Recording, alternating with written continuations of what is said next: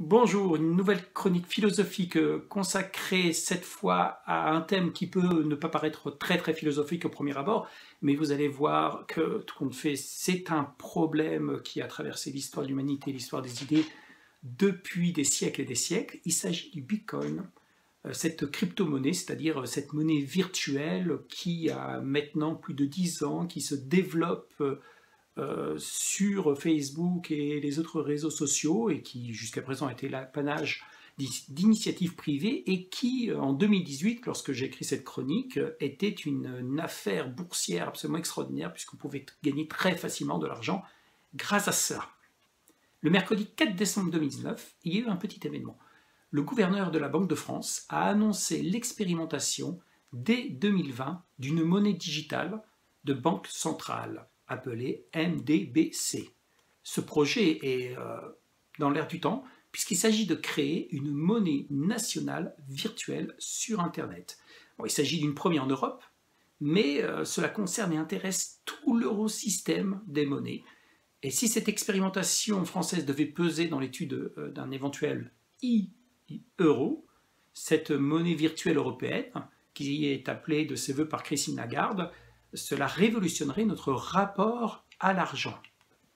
C'est un événement qui est donc présenté comme étant révolutionnaire pour la monnaie en Europe et partout dans le monde, et cela a été provoqué par le fait que le Bitcoin, depuis une dizaine d'années, a vu sa valeur exploser. Entre 2017 et 2018, sa valeur aurait été multipliée par 16 sans que personne ou presque comprenne exactement à quoi correspond cette monnaie virtuelle. Alors il faut lire des articles pour saisir à peu près, mais sans réellement se sentir concerné par un phénomène boursier qui semble absurde. Je ne parle pas bien entendu de l'initiative de la Banque de France, mais de l'épopée du Bitcoin. Et pourtant, il faut faire attention, parce que ce qui se passe dans les hautes sphères de la finance peut nous retomber dessus très vite. La mère expérience des subprimes et des titres toxiques, comme on les appelait en 2008, pourrait nous servir de leçon. Mais rien n'y fait.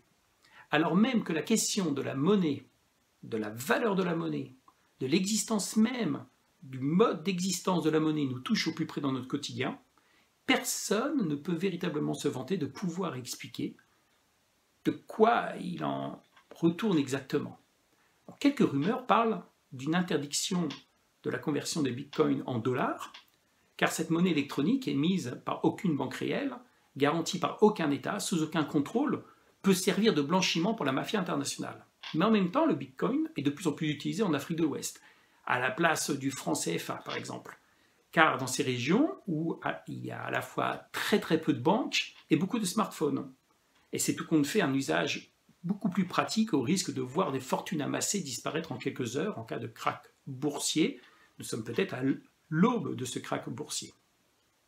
Cette nébuleuse autour d'une monnaie, le Bitcoin, que personne n'a jamais touchée, nous ramène tout compte fait à des questions que tout enfant se pose. Et pourquoi l'argent ça existe? À quoi ça sert? Est-ce que le monde ne serait pas plus heureux sans argent? Au lieu de répondre oui à cette dernière question, voilà que notre quotidien se combine encore plus avec ces moyens de paiement qui se démultiplient avec Internet. Et maintenant, la Banque de France va proposer d'en faire une monnaie d'État. N'en sortira-t-on jamais? Bon, pour pouvoir expliquer tout cela, commençons par le commencement. Première question, à quoi sert l'argent? Dans son livre « La monnaie et après », le penseur Jean-Michel Cornu, livre édité en 2012, donne 3 grandes fonctions à cette géniale invention de l'humanité. La monnaie sert tout d'abord à résoudre la question de la dette, c'est-à-dire à servir d'intermédiaire entre deux individus qui veulent échanger sans avoir des produits équivalents. Ensuite, la monnaie sert à développer les échanges, à les fluidifier, donc à permettre aux relations humaines de se démultiplier, ce qui est fondamental, car l'homme, je l'ai répété à de multiples reprises à travers mes chroniques, mais je pense que c'est fondamental, est un animal politique. C'est-à-dire que nous vivons en communauté et que nous avons besoin d'échanger avec les autres. La monnaie, enfin, dernier usage, est très pratique pour indiquer la valeur des biens et des services. Valeur qui permet de structurer les échanges entre les hommes. La valeur, peut avoir une dimension assez objective. Elle indique par exemple la quantité de travail qui fut nécessaire à la réalisation d'un bien. Pensons au prix de l'eau potable, par exemple, qui augmente au fur et à mesure que le travail de dépollution est important. Ou bien la valeur indique la rareté, par exemple de l'or ou du diamant. La valeur peut être aussi conventionnelle, c'est-à-dire liée à un contexte et ou à un marché. C'est ainsi que certains objets voient leur prix évoluer en fonction d'une logique qui peut paraître absurde. Je pense particulièrement à ces smartphones qui sont vendus plus de 1000 € alors que leur coût de production ne dépasse pas les 400 €. L'argent a donc de multiples utilités. Néanmoins, pour bien comprendre la relation que nous avons avec cet argent, il faut aller un peu plus en amont dans l'histoire de la philosophie et s'adresser directement à un de ses plus brillants représentants, Aristote. Bon, je ne suis pas sûr que la représentation d'Aristote à genoux avec une prostituée sur son dos soit la plus classique qui soit. C'est pas tout à fait une blague parce que l'image que je viens de vous présenter a une véritable signification que je vous expliquerai peut-être dans une autre chronique. En attendant, voilà un autre portrait du philosophe Aristote. Aristote était l'élève de Platon. Et en fait, il y a 2300 ans, il avait déjà tout compris sur cette question. Je vous propose de relire quelques lignes d'un de ses livres majeurs, Les Politiques. Le philosophe grec savait déjà que la monnaie avait été inventée pour dépasser les problèmes du troc, notamment problèmes liés aux inadéquations des besoins et des marchandises. Aristote donne un exemple. Un médecin ne peut pas soigner un maçon sans se faire payer. Sinon, il ne peut pas acheter les denrées nécessaires pour sa famille. Le maçon ne peut pas le payer en mur ou en fondation de maison.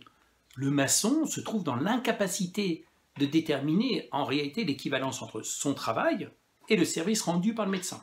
Donc selon Aristote, là se trouve l'origine de l'argent et des échanges économiques. Il s'agit de fluidifier les relations humaines en introduisant l'argent comme intermédiaire, en fixant une valeur mesurable aux objets et services. L'argent fut alors une vraie source de progrès, car cela offrit aux hommes la liberté d'attendre avant de réutiliser la valeur obtenue.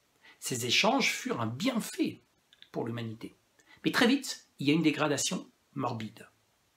Les échanges économiques se transformèrent en crématistique, terme technique utilisé par Aristote pour désigner ce que nous appellerions de la spéculation.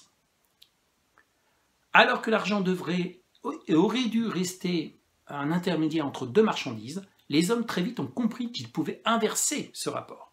Les marchandises pouvaient n'être qu'un moyen de spéculation pour augmenter le capital de départ. La spéculation capitaliste était née, et ce bien avant les analyses d'Adam Smith et Karl Marx. Et Aristote en dénonça les effets pervers dès le IVe siècle avant Jésus-Christ. L'argent devient un poison car c'est un amant jaloux et exclusif. Il exige que les hommes abandonnent tout pour lui. Aristote utilisa l'image et le mythe de Midas pour illustrer cet état de dépendance. Je le cite, « C'est une étrange richesse que celle dont le propriétaire meurt de faim, comme mourut le fameux Midas, l'homme insatiable dont la fable nous dit que, selon sa prière, tout ce qu'on lui présentait est échangé en or. » Ainsi, sa femme, ses enfants se transformaient en statues en or dès qu'il voulut les embrasser. Sa nourriture, impossible d'être ingurgitée car transformée en or, etc., etc. Sa richesse immense isola Midas et le tua.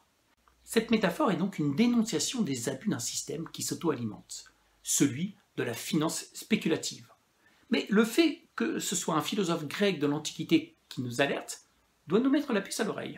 Ce n'est pas nécessairement le fait d'un capitalisme monstrueux et décadent, mais sans doute, plutôt, la conséquence d'une situation typiquement humaine. Les sociétés humaines sont basées sur les échanges, je le répète. Pour que ces échanges soient possibles et fluides, il faut une monnaie.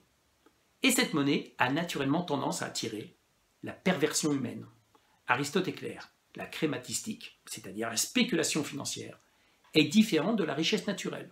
Face à cette dérive de la spéculation, il y a une réponse qui fut inventée, celle des monnaies alternatives, qui ont pour caractéristique d'orienter les activités humaines. Une monnaie alternative est essentiellement une monnaie locale, inventée par un groupe d'hommes pour leurs échanges particuliers. Les exemples sont légion, et si le Bitcoin est une monnaie alternative, ce qui explique qu'elle ne soit pas contrôlée par un État ni par une banque centrale, on peut remarquer que c'est la première qui soit détournée de son sens premier. Pourtant, il y en a eu d'autres. Ainsi, par exemple, dès 1934, 16 hommes d'affaires suisses, donc pas vraiment un pays hippie de gauchistes, ruinés par la crise de Wall Street, décidèrent d'inventer une monnaie complémentaire, le WIR, W-I-R, pour se mettre à l'abri de nouvelles spéculations financières. Ce système de change devait juste permettre de comptabiliser leur capacité à rembourser leurs dettes en toute transparence. Mais cela a si bien fonctionné que la monnaie existe encore et est valable dans toute la Suisse. Il y a d'autres exemples de réussite en matière de monnaie alternative. En 1989, le maire d'une grande ville brésilienne, Curitiba, je crois, instaura le Cambio Verde, qui consistait à échanger 4 kg d'ordures contre des jetons de transport en commun. Cette initiative permit de réduire le coût des déchets et de la pollution routière. Elle fut suivie par de nombreuses autres initiatives de même nature. La monnaie n'est donc pas condamnée à cultiver la perversité humaine. Elle peut aussi servir à nourrir sa vertu. Regardez le sol violette à Toulouse. Cette monnaie a été créée pour favoriser l'économie locale sur un petit territoire. Et cela permet la solidarité et plus de cohésion sur le territoire désigné. Un véritable cercle vertueux, pour le coup. Pourquoi dès lors le Bitcoin, qui fait partie de ces monnaies alternatives, a été vidé de sa substance? Il devait nourrir les échanges virtuels. Et il n'est plus que la caricature de l'avidité humaine. Est-ce un simple accident ou une malédiction liée à ce capitalisme financier que certains qualifient d'inhumain? Je me permettrai une réponse inverse. C'est justement parce que l'homme est cet animal politique qu'Aristote décrivait, qui se précipite dans le gouffre de la bêtise. Politique ne veut pas dire uniquement social. Il y a des animaux qui sont sociaux, c'est-à-dire qu'ils ont une structure sociale fixe et performante, par exemple les fourmis. L'être humain, lui, est sans cesse à la recherche d'une vie bonne. Nous le savons depuis Homère. Et cette vie bonne passe par la volonté de richesse et de gloire. Tel Achille dans l'Iliade, l'être humain préférera toujours une vie brève et glorieuse à une existence rationnelle et ennuyeuse. C'est ce qui le pousse à la folie. La spéculation financière autour d'une bulle boursière est une folie à court terme. C'est vrai, des milliers de personnes vont perdre lorsque le Bitcoin sera dévalué. C'est vrai aussi, mais rien n'y fera.